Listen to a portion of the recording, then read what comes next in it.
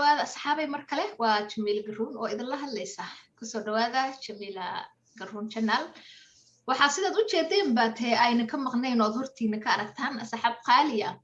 وعاوة channelka ama maalin qofba siday u tahay igu martiya waxay ku aadan tahay maanta maalinta 8 Maarso oo ah maalinta haweenka adduunka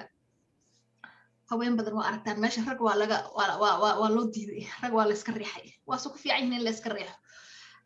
waxaan soo dhaweynayaa Shukri Sido Xasan iyo waliba Maryan Axmed Gawle soo dhawaada asxaabay maanta Jamiilo sidaad noo soo dhaweyso waana mahadsantahay Shukri soo dhawaad si lamida Jamiilo waa mahadsantahay Maryan waa salaamaya barnaamijka quruxda badan waqtiga munaasabada oo aan naga kaalinteena isleenahay bal ka hadla oo ka dhiidiya wixii jiro iyo wixii ma aragta muuqda iyo wixii mugdi ku jira insha Allah wax badan aan isla eegi doonaa doo Ilaahay yiraahdo aad baa u mahadsantihiin sidaad barnaamijkayga soo qayb gasheen runtii aadna ugu faraxsanahay barnaamijka haddii aan hore u galno maalinta 8 Maarso maalin ay dunidu u dabaaldegto maalinta haweenka runtii haweenka tacdiye badan waa loo geystaa haddii ay yihiin waliba kuwa qaaradda Afrika haba uga sii jirtee kuwayna Soomaaliyeed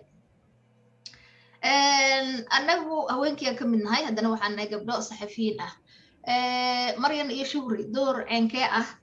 ayaa nooga aadan inaan cod dheer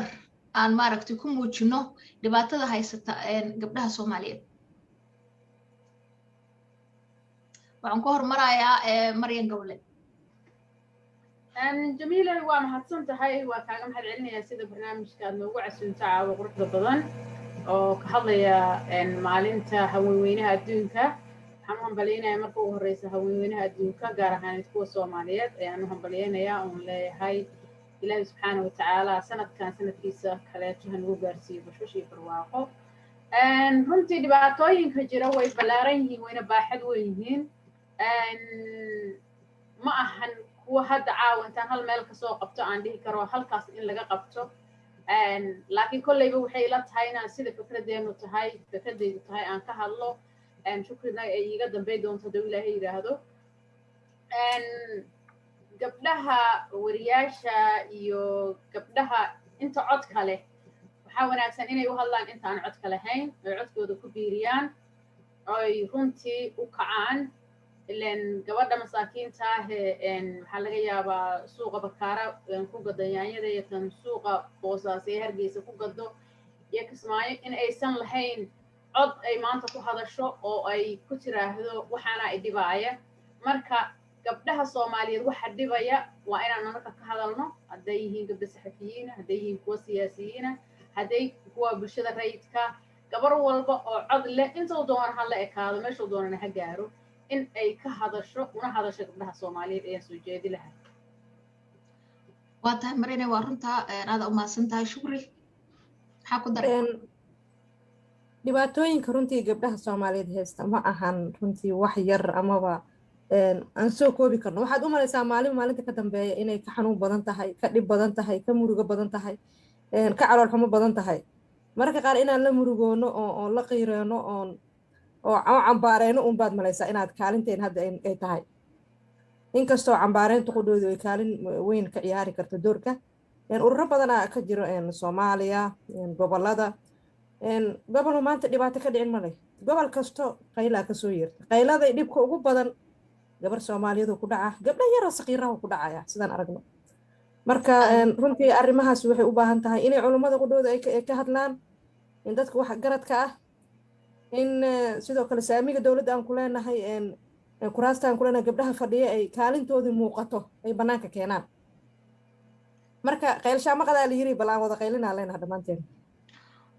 waa runta horta haddaan anagu aan ka dumar ahaan aanan u kacin xuquuqda aanu leenahay ama dawlad ha noqoto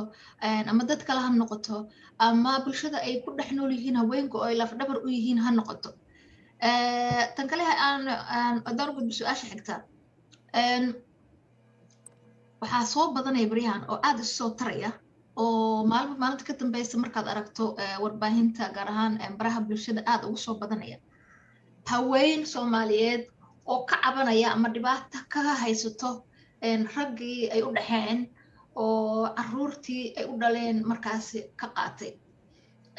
hooyooyin badanaa maaragtay dhibaatadaasi ay haysataa waxaanay ku andacoonayaan hooyooyinkaas in ayagoon raalli ka ahayn laga qaatay ubadkooda isla markaana habeen iyo maalin ay u ooyaan sidii ubadkooda ay dib ugu heli lahaayeen annaga ka haween ahaan ka gabdho saxafiyiin ahaan maxaan ka galnaa arrintaas cod intee la eg ayaan kula hadli karnaa hooyadaas sida annagoo kale maadaama aan nahay saxafiyiin hooyooyin ah oo aan dareemi karno dhibka gabadhaas maanta haysta ka gabdho ahaan ka saxafiyiin ahaan kaalin intee la egan ka qaadan karnaa waxaan ka hormarayaa shukri runtii dhibaatooyinka noocaasi ah waxaad u malaysaa soomaali dhaqan ahaan gacmo geel jir hoosaa loo dhaqaa ayay reeruha iyo qoysaska iyo dadka wada dega isku dayaan inay u xaliyaan gabadhii markay meesha ay qayliso ay dhibka dareento waxaa laleeyahay aamus reerkaaga dhaqo sabar hooyaan kori hoos ka oyna ilmo ma dhaqato ilmo ma korsato dhibka waa lasoo wada maray lama dhahaayo gabadhii dhibka xaguu ka haystaa waxaa la yidhi xaaje haddaan sida daba eri loo feedin ma fiyowaato dhibaatadii intii la xalin lahaa gabadhii uun waxaa laleeyahay aamus sabar ilmahaa ku sabar gurigaa ku sabar ilmahaagee ciil mudanin marka waxaa ila roon in dhaqankaasi oo qadiimka ah inkastoo dhaqankeena meelo fiican oo laga qaatay ay jiraan oo gabadhi haddii wax yaroo mugdi ama hooskeeda ka didayso la yidhaha warjoog waa okay laakiin dhibaato weyn oo inteeda la eg in aamus gabadhii la yidhaahdo oo xaqeedii la doodsiiyo ma aha wax fiican runtii gabadha cuqdad ay ku korto gabadheedina saasay noqonay beri waayo wixii waa dhaxal camal ay noqonaysaa gabadheedina waxay leedahay sidii aamus gurigaaga cesho ilmahaaga hayso wax xun ma aha laakiin gabadha hadday dhib dareemayso ee gudaha ka ololayso eenan qanacsanayn gabadha ilaahay waxaa waa guurka waa nasteexo haddaanan la isku faraxsanayn oonan maxaa la yidhahdaa gurigii iyo calool xumo iyo cuqdad guriga inuu ku dhisnaado ma qaba aniga runtii in la kala irtaaxaan jeclaan lahaa inay gabadhi doorato laakiin gabadhii un qoorteed looga taagan yahay madaxiyaa looga taagan yahay waxaasna waa wax aan fiicnayn godobna waa laga gelaya gabadhaah marka aabbaha ka haysta owlaadda gabar hooyaa oo soomaaliyeed oo intaas foolanaysay oo xiiso badan u qabta inay caruurteeda iyo owlaaddeeda isku meel ku noolaadaan baaq intee ah ama qaabkee u jeedinaysaa aabbahaas aniga baa igu soo celi su-aasha mise maryan adaan kugu soo celi shukri maryan intaan ugu aabbahaasi waxaan dhihi lahaa horta inuu ilaahayga subxaana watacaala qalqay uu ka boqo xuquuqda ay gabadhaas ku leedahay iyo ilmahaas laga yaabay inay caloosha ku sido laga yaabay foosha ay foolanayso xataa inay iska umul raacato sida dhacdo in ilaahay xaqa uu ku leeyahay uu gabadhaa ka saaray inuu kaalintiisa ka soo baxo hadduu dareemayo inuu ku fashil muusan ka bixi karin hadda gabadhaa inuusan dhibin oo ilmaheedina uu ku quudiyo oo wuxuu ilaahay iyo diinta islaamka ay fartay uu siiyo ma aha inuu yiraahdo waan qabaa iyo biilka yaruu siinayo nooliga yaruu siinayo inuu ku gumaysto ma aha oo nolosha ku ciilo gabadhahana waxaan fari lahaa nolosheeda ha isbarto xuquuqda ay leedahay inay raadsato tusaale ahaan diinta xaq badanay siisa gabadha way shaqaysan kartaa ma aha inay maanta dhan maxaa la yidhahdaa nafteedii iyo xuquuqo badanay lahayd ay u seegto waxyaabo yaryaroo basiida gurigeeda waa okay ha haysato gabadha way fiican tahay laakiin gurigeeda inay u sabarto ma aha inay xuquuq badanay leedahay ay u weyso ani taasaan ku dari lahaa in ilaahay laga cabsado siduu ilaahayna faray oo raalli laga yahay guryaha lagu wada dhaqdo lagu wada haysto waata aada maasanta shukriga maryanay su-aashii ugu horeysa oo ahayd codantee leeg ayaan ka geysan karnaa badbaadada gabdhahaas iyo hooyadaas sidii ilmaheeda ay ku hanan lahayd runtii horta gabar walba oo soomaaliyeed oo dhibaataysan horta dhibaatada ilaahay ka qaado dhibaatooyin ayaa jiro badan hadday kuwa dibadda kasoo gaareen oo kuwa dibadda carruurtoodii looga qaatay ay jiraan iyo kuwa waddankii looga qaatay oo aabbayaashoodii uga qaateen iyaga oo ku gumaadaya gabdhahaas ama ku awood sheeganayo in aysan gabdhihii carruurtooda aysan korsan karin oo maanta wax dhaqaala aysan haysanin gabdhaha soomaaliyeed waxaa laga rabaa laftirkooda in ay xaqa bartaan siday shukri sheegtay hooyooyinka soomaaliyeed oo gabdhaha korinayana gabdhaha inay xaqooda baraan oo gabadhu xaqa ay leedahay hooyadu ay barto hooyada laftirkeedu waa hooyo ayadaa wax soo korisa hooyadii markay gabadhi barto aamus xishood ha hadlin waxa ha hadlin reerkaada dhaqo iyadoo illinkaa socoto muxuu ahay reerka dhaqo sax ma aha yes xishood yes sabar yes muxuu ahay reerkaada u dulqaado laakiin ma aha dulliga qaabkiisa inay u dulqaadato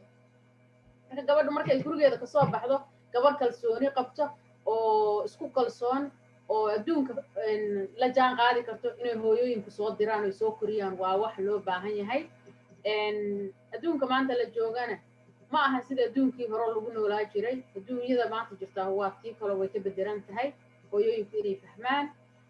aabbayaasha ku awood sheeganaya gabdhaha masaakiinta ah carruurta u dhaleen carruurta ay ka qaateen oo ay ku awood sheeganayaan iyaguna kuma faa'iidayaan waxba kama dheefayaan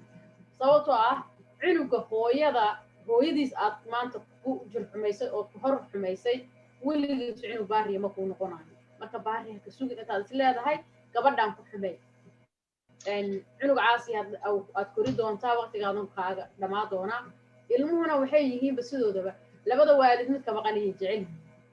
marka waxaa dhacayso inaad hooyadaasna dhibaato u geysato oo nacayb aad abuurato ilmihiina berri markaad koriso ee meel cad kaaga dhaqaaqan inuu yidhi hooyadeena shala xumaysayna dhaaf marka waxaa soo baxaya community wada xanuunsan family wada xanuunsan waddan wada xanuunsan marka waxaa la doonayaa inta la isku baalansi gareeyo raggu inay gabdhaha ka xishoodaan gabdhaha kuu soo haray gabdhuhu waa inay wax bartaan gabdhuhu waa inay kor isu soo qaadaan gabdhuhu waa inay isu naxaan laftirkooda gabdhaha laftirkooda ayaa isku jiifa gabar oyda haddaad aragta gabar inay ka oysiisaad moodaa oo gabar kale ay dhinaca kaga taagan tahay marka waxaan dhihi lahay gabdhaha kor isu soo qaada hooyooyinka gabdhaha xaqooda bara diinta bara culummada soomaaliyeedna waxaad arkaysaa aan culummada yara maage shiiqaa meel soo fadhiisana wuxuu leeyahay ku dheeraan laakiin maya kuwa dheeraanay laakiin waa siday wuxuu leeyahay gabadhu waa inay ninka saan u samaysaa waa inay ninka saas u raali gelisaa waa inay ninka raali waa ninka war gabadha awda gabadha xaqeedii mee gabadha ayada xaqeedii meeday ayada maaha miyay wax loo sameeyo macnaha mar kastama ayada dulmanaa wax samaynaysa waa yar tahay khayr allaha siiya culummadeenna anuun ku fogaanay siday shuuka sheegtaba haddana waxaad arkaysaa 90% waa ninka maya waxaad moodaa inaysan culummada marina waxaadaaba inaysan culummada keliya ahayn ee ay tahay dhaqan soo jireena oo dumarkayn lagu soo koriyo lagu soo barbaariyo oo ay ka dhaxleen hooyooyinkood iyo ayooyinkood waa sidaan ku leeyahay hadda hooyooyinka laftirkooda waa inay gabdhihii baraan gabadha siday isku difaaci lahayd waa inay barataa siday ku noolaan lahayd waa inay barataa reerkeeda gabadh isku kalsoon hadday reer samaysato wuxuu u badan yahay reerkaas inuusan hallaabin uusan dumin laakiin gabar masaakiin oo markii indhaha loo shito ninku u shito sheekuna yiraa naa ninkaada ka dambeeya habartina tiraa naa orod soo ooy inta meel fadhiisatay reerka ooyinaa lagu dhaqaayo ee gabadhaas maskaxdeedu ma shaqaynayso maskaxdeedu fuuntay noqonaysaa maskaxdeedu ma shaqayn waa run waa saa sheegteen marka maryarey aduka maryan ahaan maadaama abwaanadna aad tahay maxaad kula talinaysaa ragga dumarka la xumeeyey halkoobay damqiyey xeryii loo qaxay xumaa haantoodaba ahaan maqlaa xanuun baan dareemay hadaydaba ahaa damqe oo xebtaye meneheed sidii xoola loola dhaaqan xuduudan loo tari bay xajaad ag maraan dumarkii xeryuhu qaxee heenbaa xumaahan la baaday xalkooduna waa gara haw xaasid buu tashaaday gabdhii xurur cahayn lamo hoodoo xishood badnaa xadooduna la irtaara hagba xumaahan la baaday ragba ku xisaabtama hayaan xaduud walbaaba markay xaabada jarshaan baa la xoogayaa intay xoogaan hurbaasku waada xawiile ciidanka xanaaqin halkaas xanuunka baada xukun islaaniya midga haalan xaqooda dhicin raggeeni xukun doonya mura bay xalka dhaafi kaari ee xumaantaas yaa sameeyo xalku qaabanaya xaqoodiyaa dafaro hoo xoolohoodii dhaacay xishood lawow ragee heena xaqeeni geebay kuwii horteenanu huga xaqeeni gaabay kuwan xabadkeena saharna xaqeeni gaabay wiilashan xamaaliga ku koorihina xumahana baaday warrageenu xishahooda halkeenu waa sigtiine inaad noxortaan xaqeeni miyahayahay inaad xabadnagu wasqehaysaan xaqeen miyaa inaad miiranagu xirtaan xaaladahana qaaba ilaahu xaqsohoraadahan xalka ku bandhigay raggeennii xumaada rabbi yow xalka seenka yeel xabadanaga joojiya hanoy xaqana fahmaan dumarkii la xumeeyay rabbi yow xaqooda siid xeryaa ka baxaan dalkoodii xarshahaas tagaan ilmaha xayaysiga ha xooga loogu yeel raggeenu xishooda halkeenu waa sigtiin inaad xabashdoogu loo hoogtaan xaqeen miyaa maya runtii horta waa la kala dacwooday ragga iyo dumarku way kala dacwoodeen marka suugaan waxaan soo wadaa insha allahu dumarkii oo dacwoonaya iyo raggii oo dacwoonaya laftirkeeda dacwadu ma reebeen ragga laftirkooda dacway qabaan oo igaaba irida taagan ayagaa dacwad noo haysta aan kaa dhexgalay mari dacwada intay laagtaa dacwad haddaad isku qiimaysid mar yanay adaa warka ku sitee dacwada oo ragga iyo kan dumarka ay qabaan yaa kula saxsan yaase kula ma aragtay as dhihi kartaa dacwadaasi tanaa saxa iyo tanaa qaldan iyo tanaa xoogaa dhaliil u eg wallahi horta dacwadaas dumarka markii markasta dumarkaad u hadasha hal lay leeyahay waa kolleyba waa meeshay soo geli doonaa dumarka ayaad moodaa in ay dacwadaas ku sitaan sababtu waxay tahay oo ugu sitaan dumarkii waxay ka hadlee dal iyo dibad dacwada dumarkay ka hadlee laakiin suugaantu waxay leedahay ragga markii la yidhaahdo waxay ka hadleen ragga dibadda jooga bis oo ka dacwoonaya in bacda banaanka loo dhigo in raganimadii iyo ninka asiga ahay laga qaaday wiilwaalkii in shaatigiisa laga siibay ayay ka hadlaysaa marka waxaad moodaa inay labo iyo hal ay tahay raggu ay hal yihiin kuwa dalkii jooga kastoo yar laakiin dacwadoodu badanaa waxay u badan tahay kuwa dibadda jooga marka qaybaha dambe ayaan insha allah ku sheegi doonaa kusoo diyaari doonaa insha allah laakiin ninka soomaaliyeedo gabar haddaad ka oysiiso ogow in aadan faa'iida ka keenaynin kuwa adigu oysiisana waxay kuu tarayaan gabar haddaad ka oysiisay hooyadaad ka oysiisay walaashaad ka oysiisay waxba kuuma taraysee inta isjilcisid waxaad ayada aad intaad ka xoogta aad maaragtay carruurtaas sii lahayd ilan kolley qof kalead u dhiibaysaa bas naqaanaani adiga ma haynayside ayada ku sii hadda waxaa laga yaabaa inuu gabar kale ku guursadaa laga yaabaa wuxuu ka qaaday uu ka maaragtay ka faramaroojiyey amaba ka qooteeyey ama waxba uma tarayaan awlaadaas waxba uma tarayaan xaaladaha miyaa kol haddaadba biil dhiibayso walba biilka hooyadood ku sii waxu dhaama male biilka hooyadood ku sii awlaad fiican laakiin kuwa qaar waxay leeyihiin de hooyadii maxaa biil loo siinayaa maba qaba anigu yahay ilmaha waxaaban heli karaa mid kale oo ii haysa oo aan anigu qabo marka hooyadii ilmihii waxaa hadda sidii barnaamijyo hore oo aan daawanay ku jirtaba waxay ahayd in ninku uu leeyahay haddaad rabto inaan ilmaha kugu biilo aan kugu noqdo de maadaama furin hore uu dhacay marka dhibaatada waxay ka jirtaa wuxuu ku leeyahayba haddaanan naagta ku noqonaynin oo isan diyaar inaan ku noqdo anigana diyaar umayna ilma iisii hayson ku biilo marka maxaa lagu xalin karaa ilmaha sidaan kuu sheegay horta ilmo fiican ma noqon doonaa ilmo laysku korqabsado ma fiicno meeshaas laftirkeeda dumarka dhaliilayay ka leeyihiin sababta waxaa waaya dhaliisha ay ka leeyihiin dumarka markay carruurta dhalaan oo calafkii labada qofood kala dhammaado ma ahan inay yidhaahiin ilmahayga ilmaha waa isla leedihin waa inaad sheergaraysaan waa inaad isla keergaraysaan isla haysaan isla korisaan awlaad wanaagsan waa isfurteen laakiin cirku soo ma dumin shaabadi kuwa waaweynaad aragteen laakiin waxa soo kordhay waa masaakiintan ukumahan waxba ogeyn marka yaan lagu istaagin waa tahay qaybihii ugu dambeeya barnaamijkan ku jirnaa aad baa u mahadsantihiin su-aasha ugu dambeysa barnaamijka insha allah kusoo xirayna anagoo soo koobayna maadaama maanta ay tahay maalinta haweenka maxaa farxada ah oo aan rabnaa inaan kaga qoslino hooyooyinka murugsan Marin Gawle oo abwaanad ah aan ku hormaro maxaad kaga qoslinaysaa bal hooyooyinka aan maaragtay murugsan oo ay dantu qaar ay dantu ciishay iyo qaar daruufo kala ciileen intaba hooyooyinkaas waxaan uga qoslinayaa horta ilaahay qaluubtooda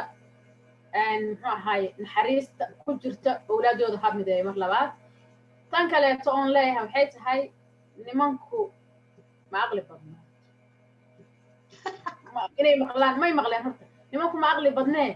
dumarow nimanka aan aqli isticmaalno bal naga fiiriya inayna maqlayaan in kale shugriya dhinacyada iska fiir aduguna inayna maqlaan in kale ogi cidina ma maqasho naga maqlaan Soomaali alxamdulillah nimanku aqli badan ma leh aqli aan isticmaalo hawaday naga maqlayaan kuwa hawadana nooma jeedaan markaan aqli badan ma leh nimanku faaraxyaasha aqli badan ma leh haloo seexdo gabaray adiguna kor u soo qaado yaa gabar kaleeto walaasha ayaan u lagaaga dhigin intoo faarax ku yiraahdo gabar walaasha shala soo xumeeyay ku yimaado hadhow maanta intaad maraysaan isku soo tira allah waa nin fiican naagtiyaa ku xumaatay markuu shan ka soo dhalay maxuu sheegaa gabaray shan intuu ka dhalayay xumaalay ku faham صح مرة صح كلام صحيح indhaha fur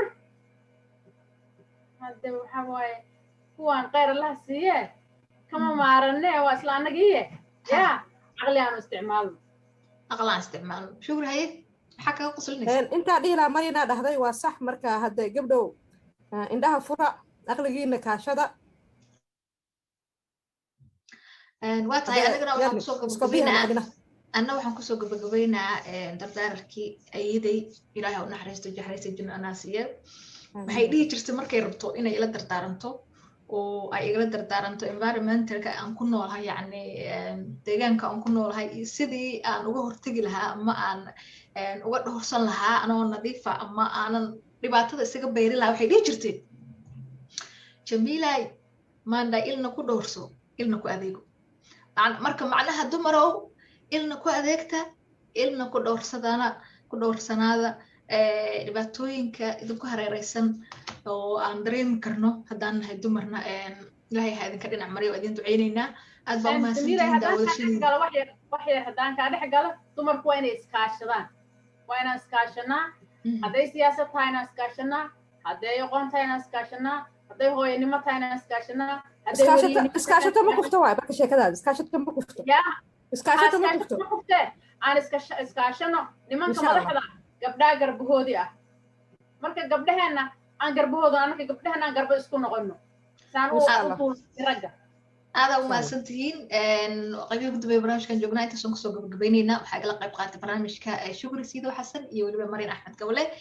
anigoo Jamiila ayaa markaasi dhexda ku jiray macnaha waa isla wada wadnay laakiin anaa dhexdhexaadiyey ka ahay sheekada insha allah barnaamijyo kale ayaa jiri doona oo Marin Gawle insha allah iyaduna ay dhexdhexaadin doonto amaba ay ka ahaan doonto albitare waa sheekadii hore waa laga tegay oo ahayd anaa xiriirinaya marka ama anaa waraysiga qaadaya ama barnaamijka anaa idiin tabinaya taa mar hore iminka hadda waxay maraysaa anaa dhexdhexaadiye ka ahay shukri sidoo iyadana insha allah barnaamij kale ayaa iyadana insha allah aad nagu daawan doontaan anagoo sidaas oo kale insha allah waan wada dilaynaa insha allah marba janaal baa idinkagala soo hadli doonaa insha allah marba janaal insha allah nala socda aad baa umahadsantihiin daawadashadiina haweenku ha istaageeraano ha isla socdaano meel dheer gaari doono insha allah هاي إسكاشة مكفتو سيدا أن شاقني أن إسكاشة ندمرو ماركتي هوشن هالكا كودا أدبا وما سنتين داوشدين مريني شكري أدبا يدكم مهد علينا وقتك أكوع وما سنتها جميلة وقتك أنا دي السلام عليكم ورحمة الله وبركاته وعليكم السلام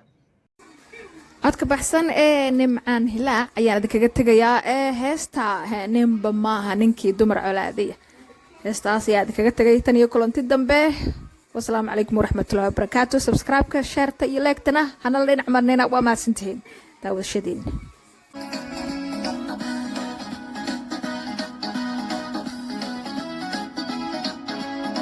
صباح روحي حوين نعوها يستاهل نبامها روحي هبلها نبارك يستاهل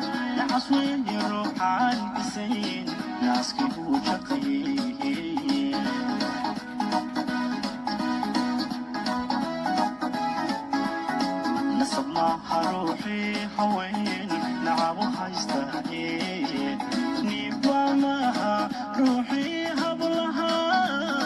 نبروك يستاهل نعصوين يروحا بسين حسكي هو تقيل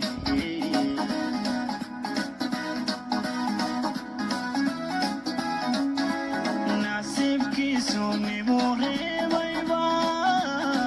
ناكوعي البحرين